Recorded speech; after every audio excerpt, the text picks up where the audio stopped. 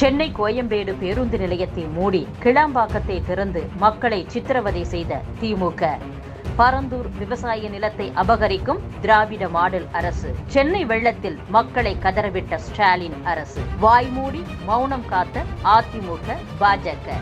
மக்கள் விரோத அரசியல்வாதிகளுக்கு பாடம் புகட்ட வாக்களிப்பீர் நோட்டாவிற்கு. இவன் நேதாஜி மக்கள் கட்சி. திமுகவுக்கு நாங்கள் எந்த வகையிலும் சளைத்தவர்கள் இல்லை. பிஜேபி சொல்கிறாங்க. என்ன ஆயிடுச்சு, பிஜேபி பிரச்சாரம் பண்ணும்போது ஒரு பொம்பளை போய் ஜிஎஸ்டியை பற்றி கேள்வி கேட்குது. அந்த பொம்பளையை பார்த்தா சாதாரணமாக தெரியுது. ஜிஎஸ்டி யாருடைய பிரச்சனை? வரி கட்டுறவங்க, தொழில் நடத்துகிறவங்க, அவங்க பிரச்சனை. கேள்வி கேட்டது ஒரு சாதாரண பெண். அப்போ திமுக தான் தூண்டி விட்டுருக்கான்.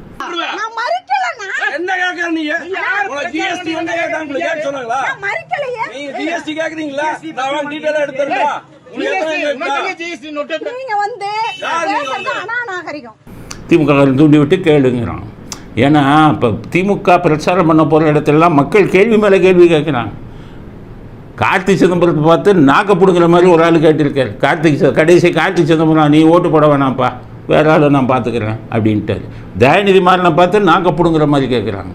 ஸோ திமுக போகிற இடத்துலலாம் கேட்குறாங்க. இவங்களே கேட்குறாங்களேன்ட்டு திமுகக்காரன் அவனே ஆளை ரெடி பண்ணி பிஜேபி போகிற கூட்டத்தில் போய் ஜிஎஸ்டியை பற்றி கேள்வி கேட்க வச்சுருக்கான். அதனால் தப்பு தான். ஆனால் அதுக்கு அடிக்க போய் தாக்க போகிறாங்க பிஜேபி. அதில் எங்களுக்கு உடன்பாடு இல்லை. மக்கள் மன்றத்தில் தான் நீங்கள் போய் கேட்கணும். நீங்களும் திமுக செய்கிற அதே ரவுடித்தனத்தை பண்ணி கெட்ட வார்த்தையில் ஒரு பெண்ணை போய் பேசுகிறாங்க. இது ஒரு நாகரிகமான அரசியலுக்கு இது கிடையாது. நீங்களும் திமுகவமாக மாறிட்டீங்க, பிஜேபியும், அப்படிங்கிறது தான் நம்மளால் சொல்ல முடியும். அடுத்தது பாலிடால் உதயநிதியோட உளறல். எலெக்ஷன் இருக்கிறதுனால அப்பப்போ கொஞ்சம் நியூஸ் கிடைக்கிது அவர் உளறல் பற்றி. அவருடைய உளறல், முதல் உளறல் என்னென்னா, மாநில அரசுகளின் உரிமைகளை காக்கும் மத்திய அரசு வரணுமா, மாநில அரசாங்கத்தோட உரிமையை காக்கிற மத்திய அரசாங்கம் வரணுமா. 2004 2014 வரை காங்கிரஸ் தானே ஆட்சியில் இருந்தது. நீங்கள் ஒரு மாநில அரசாங்கம், நீங்கள் உங்களோட கூட்டணி ஆட்சியில் இருந்தீங்க.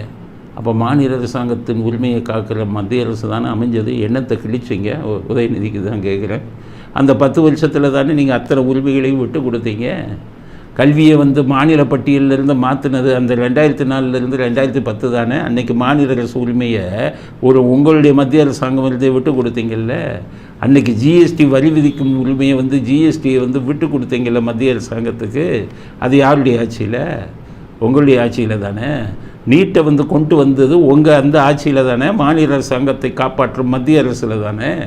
ஆக இப்போ இன்றைக்கி பிஜேபி வந்தோடனே மாநில அரசு இதை காப்பாற்றுற மத்திய அரசு வேணுமா. அப்புறம் இன்னொன்று என்ன சொல்கிறாரு இங்கே, இப்போ உதயநிதி பேப்பரில் வச்சு பேசுகிறார். இந்த இதுக்கு பிரச்சாரத்துக்கு போகும்போது நிற்கிறவங்கெல்லாம் 1000 கேள்வி கேட்குறாங்க, நாக்கப்படுங்கிற மாதிரி. இவர் பேப்பரில் இருக்கும்போது இதில். அதனால் இப்போ என்ன பண்ணுறாரு, பக்கத்தில் ஒரு ஆளை வச்சுக்கிட்டார். அவர் ஏதாச்சும் கேள்வி கேட்டாங்கன்னா என்னையா அப்படின்னு பார்ப்பார். அவங்க சொல்கிற பதில சொல்கிறாரு. அதில் ஒரு அம்மா என்ன சொல்லிடுச்சு கேட்டு, தங்க விலையை இப்படி கூட்டிட்டீங்களே அப்படின்னு கேட்குது. இவர் பார்த்தாரு, பேப்பரில் இல்லையே அது இந்த கேள்விக்கு பதில். பக்கத்தில் கேட்குறாரு, உடனே வேணுமோ சொல்கிறான். உடனே இவர் பதில் சொல்கிறாரு அந்த கேள்வி கேட்ட பெண்ணுக்கு, தங்கம் விலை கூடுறதுக்கு நாங்கள் காரணம் இல்லைம்மா, அது மத்திய அரசாங்கம் தான் காரணம் அப்படிங்கிறாரு. இப்போ இன்றைக்கி இருக்கிற இளைஞர்களுக்கு தெரியாது. 1980 மொரார்ஜி தேசாய் இருந்தார், ஆட்சி கவுந்து போச்சு, தங்க விலை பயங்கரமாக ஏறிடுச்சு. அப்போ காங்கிரஸ் இந்திரா காந்தி எலெக்ஷனில் நிற்கிறாங்க. ஏன்னா இந்திரா காந்தி தோற்று போய் அப்புறம் வந்தாங்க. மொரார்ஜி தேசாய் இதில் தங்க விலை கூடிடுச்சு. உடனே இந்த கருணாநிதி என்ன பண்ணார், மக்களை முட்டாளாக்க பார்த்தியா தங்க விலை கூடி போச்சு, எம்ஜிஆரால் தான் கூடிச்சு, தாலிக்கு தங்கம் இல்லை, தாலிக்கு தங்கம் இல்லை, இந்த மாதிரி சொன்னார். யாருக்குமே தெரியல, தங்க விலை கூடினதுக்கு எம்ஜிஆர் தான் காரணம் இருக்குது, மாநில அரசாங்கம் காரணம் இருக்குன்ட்டு அவ்வளவு பெண்களும் ஏமாந்து கருணாநிதி பரப்பணும் பொய் பிரச்சாரத்தால் தங்கத்தை பற்றி எம்ஜிஆரை எதிர்த்து ஓட்டு போட்டு 2 சீட்லாம் வாங்கினார்.